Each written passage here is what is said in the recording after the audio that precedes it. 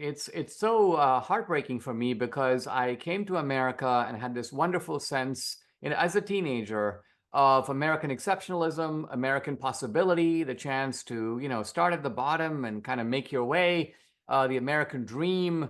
And so I assimilated to an America that in many ways no longer exists. Something has happened to America over the past quarter century. It really began with Obama, but maybe the roots of it go even deeper. And what we have seen is a kind of unwinding of America, an unwinding of the American dream. In some ways, this election may be kind of our last chance to put the country back on the right track. And that's what this film is all about.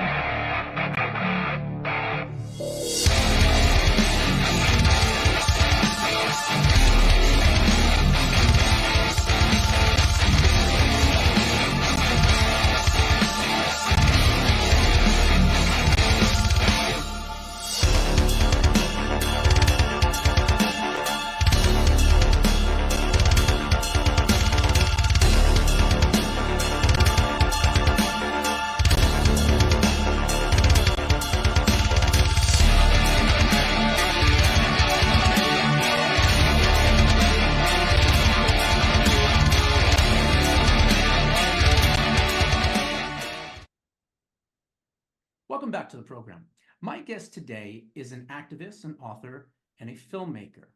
He has done such incredible films as Obama's America, Hillary's America, Death of a Nation, and his blockbuster explosive movie, 2000 Mules. He is here today to talk about his newest feature film, Vindicating Trump. Please welcome Dinesh D'Souza to the program. Dinesh, how are you today? I'm doing great. Thanks for having me.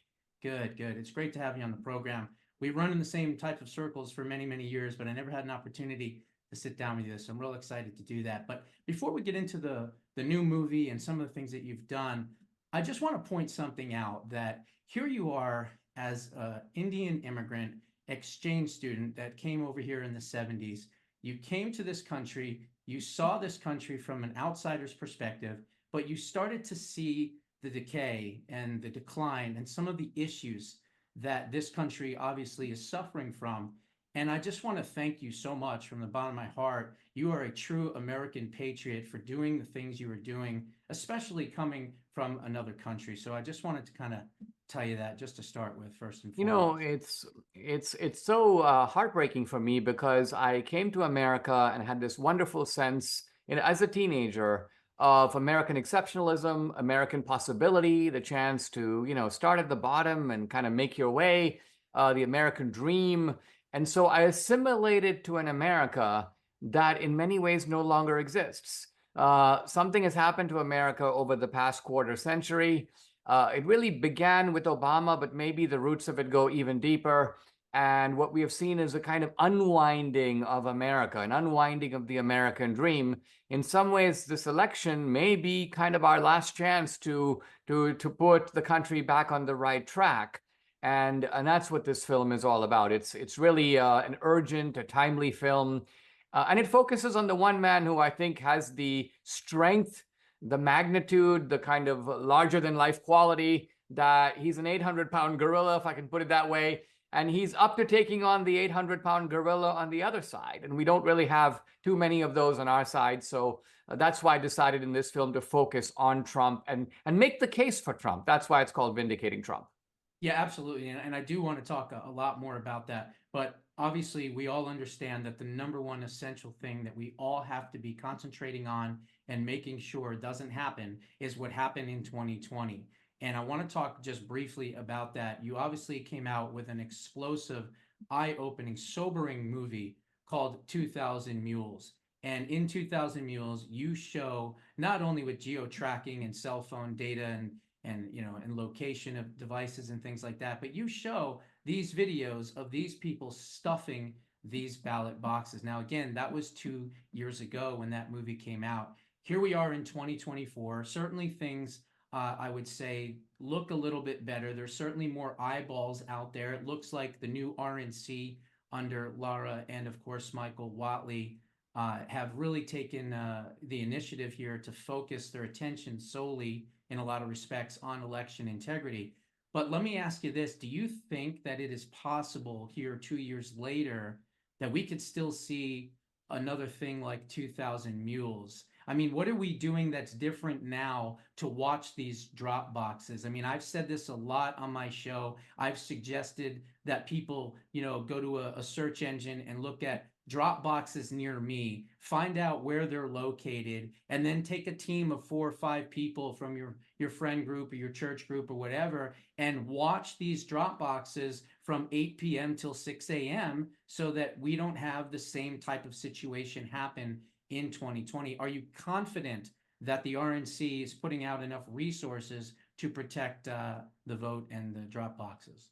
The RNC is doing quite a bit. I know that they are pushing to have 24-hour surveillance on all the drop boxes. That was not the case in 2020.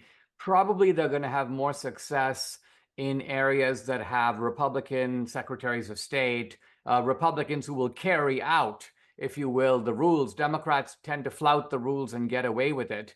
And so because they got away with it before, I'm sure they're going to try to get away with it again. You are right, though, that it's not going to be easy to pull off precisely the 2000 Mules play, so to speak, in 2024, in part because it's been blown. People know about it, and there are going to be patriots, just like you recommended, hanging around the drop boxes. So if mules show up in the middle of the night with big backpacks full of ballots, somebody's going to bust them. I'm pretty confident of that. Now, in the new film, we did something kind of outrageous, and that is, instead of looking back and saying what happened in 2020, I said, let me put myself in the mind of the criminal. If I were going to rob Fort Knox, like, how would I do it? Is there a new way to cheat that has gone unexamined? And I think I found it. And I hired a couple of investigators, and they came to me and they said, Dinesh, it is possible for you or me, or you by that token, to make ballots. And I go, you are joking, aren't you? Don't you get ballots from the state? If I want a ballot, wouldn't I get it from the state of Texas? They're like, no. Where do you think the state of Texas gets their ballots from? All these states subcontract with private companies to deliver specified ballot stock made to certain specifications. Well, it turns out these companies sell that ballot stock. You can buy it. I can buy it. We can have it delivered to our door, actual ballot stock. And then the job becomes really easy. Why? Because here's what you do. You go to your state, whether it's Maine or New York or Texas, and request an absentee ballot. An absentee ballot is a real ballot. It doesn't have sample. It doesn't have a watermark. It typically doesn't have any kind of ID code on it. It's just a printed piece of paper. And all you have to do is take your ready-made ballot stock, go down to your local printer or your own basement, and make 10,000 ballots. So when these investigators told me this, I told them, listen, don't come and talk about it. No one will believe you. So I want you to actually do it.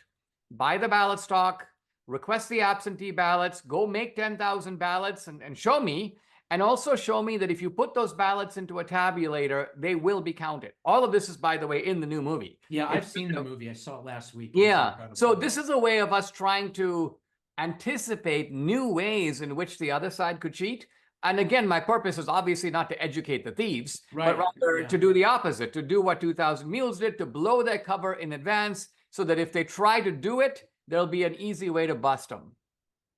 But even if they try to do it, like you said, I mean, if it's undetectable and or being counted at these ballot administrators and at these different precincts and counting centers, how are we going to be able to tell, especially if they're not watermarked, whether or not they are original or counterfeit? I think you'd have to do it sort of the other way around. In other words, not to work your way back from a ballot that's been cast, but rather, like I told President Trump about this. I told Laura Trump at the RNC. Laura Trump was blown away. She's like, I cannot even believe what you're saying.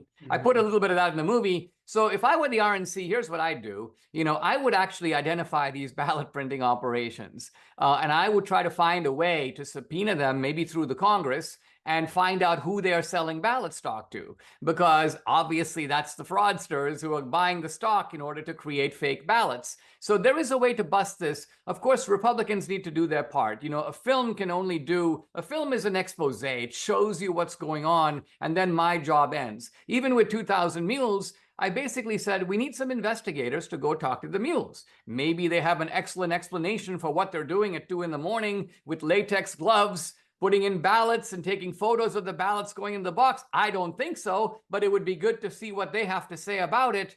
And so that kind of follow-up needs to happen. And similarly here, there are organizations putting a lot of resources into kind of protecting the vote. And I'm just hoping that with the movie out there in 800 theaters, the word is out there that the people who are in a position to do something about this will in fact do that. Absolutely. And look, I've been telling people that, they have to do a couple of things. I used to be a big proponent of going out on election day and going out and vote on election day and let's swamp them. But after what happened here in Arizona in 2022 and 60% of the machines down in Maricopa County and all the different things, the ballots being, discontinued and still being used at a different size, right? The ballot machines and the paper and cutting them to different sizes and all the crazy things that we know they did, including, by the way, Sharpie Gate. So I've been telling people, if you walk into a polling place and they hand you a felt tip marker, you can tell them another location to put that marker. You ought to bring in a ballpoint pen with black ink. They don't smudge or anything like that, because if you use their felt tip markers, then all of a sudden, if it smudges, now it goes into the adjudication file, and that's where nefarious activities can happen, mistakes can happen, whatever it may be. So I tell people that, number one. Number two, I'm trying to figure it out, and maybe you can give some insight here, but I'm thinking that the right time to go out and vote in person, I think, would be about 7 days before election day. And the reason is because at 7 days, you have quite a bit of time to be able to go onto the Secretary of State's website and verify that your vote has counted. You can follow your vote, make sure that your vote counted, and keep checking it even after the election a couple days to make sure that it counted. And then the last thing, and I don't care what the rules are and where they are in any part of the country, you have a right with your phone to take a picture of your ballot front and back to make sure that you have something that you can hold on to as evidence of how you voted. Those are three of my suggestions. What would you tell the voters out there that are still worried about election integrity and election fraud to do to secure their ballot? Well, I mean, my first observation is, I mean, isn't it tragic that we're at this point? That we have to I do used to this. live in America where you go in, you get behind the curtain, you cast your vote, you have fundamental faith in the system, you believe they're going to count the ballots before the end of the night, you're going to know the result. Nobody's going to be fiddling with the ballots or adjudicating ballots, that you're basically going to get a straight out count. And, it's almost like discovering that your money is bad, and of course, that's the key difference between money and a ballot, is that a typical $20 bill does have a watermark and it does have a bunch of identifying numbers on it. And so maybe that's where we'll need to go as we get this system fixed, which is obviously critical. Now, yes, I mean, I think the first thing I want to say is people should not be sort of unmotivated to vote. Because that's the one way to hand over the country to the bad guys. And that's the one way to make sure that they fix the systems kind of in such a way that you now have a one-party state. We become a little like Venezuela. It's really difficult to come back once you go over that tipping point. So we don't actually want to get there. I think Trump has an excellent chance to win this election. There are a lot of eyes on it. There are a record number of Republican poll watchers, poll observers, and so on. So we're doing a lot more than was going on in 2020. I think we were taken by surprise. And quite honestly, I think Trump was taken by surprise because Trump knew that there was a kind of corrupt swamp, but I don't think he knew how deep it was. I don't think he knew that the FBI was left-wing and the CIA and the military, or that he couldn't trust the people from the CDC or the NIH, the guys in the white coats that we've trusted from the time we took our childhood vaccinations, So we've discovered that these institutions have earned our distrust, including the people who run the elections. And so, I mean, vigilance, keeping our eye open, but at the same time, keeping our eye on the ball and being in full participation is really important. I would say for people who are sort of in a little bit of a fog about what to do, don't try to be yourself the detective that solves the problem. Just make sure you get your neighbors and your family and everybody you know out to vote. Right? In that way, you'll be adding legitimate votes to our side, and that's an important thing that you can do. Yeah, actually, my buddy Wayne Allen Root called it multi-level voting. In other words, you go out and you vote, and then you bring 5 people with you, and then that person brings 5 people with them, and so forth and so on, making it too big to rig. obviously. But let's talk about this incredible movie. I had a chance to see it last week. It's a phenomenal movie. You got some really interesting, back and forth commentary. But really, what it does is it kind of shows exactly how their mindset was to stop President Trump, right? I mean, you've got the great Nick Searcy playing a character that reminds me, I would assume, is James Clapper, right? I would assume that's who it was supposed to be. He's called It's a something else. hybrid of Brennan and Clapper Right. and the intelligence apparatus. Yeah, Absolutely. absolutely. And of course, you've got your typical leftist that works there too, and you got these other people from the networks, and it's really like a behind the scenes of how and what they did. And more importantly, it shows the denigration of society, especially from the left, and what they're willing to do to try to stay in power. It was a phenomenal movie. Of course, you sat down with President Trump, you sat down with Lara Trump, you sat down with other people and experts, as you do in most of your movies. And I just want to congratulate you on it, number one. But number two, I would like for you to reach out to President Trump, because this movie needs to be seen by a lot of people. Tell him to go to his rallies and talk about Vindicating Trump. Tell the people in the audience to go out and see Vindicating Trump. But more importantly, go with some Democrats that you know. Hell, pay for their tickets, get them popcorn and soda, whatever you have to do, because your movies in particular can change hearts and minds. There's no question about it. They are authentic, they are accurate, they are real, and they are powerful. And certainly I do hope and pray that Vindicating Trump will be the next one of your number one movies out there. Well, that means a lot. The movie is still in a lot of theaters, and vindicatingtrump.com is the website. If you plug in your town or your city, the theaters will pop up. By the way, I have a book of the same title coming out in a couple of days, so you can order that on Amazon or Barnes and Noble. You're quite right. A movie is a narrative. It's a storyline. It's a cinematic experience.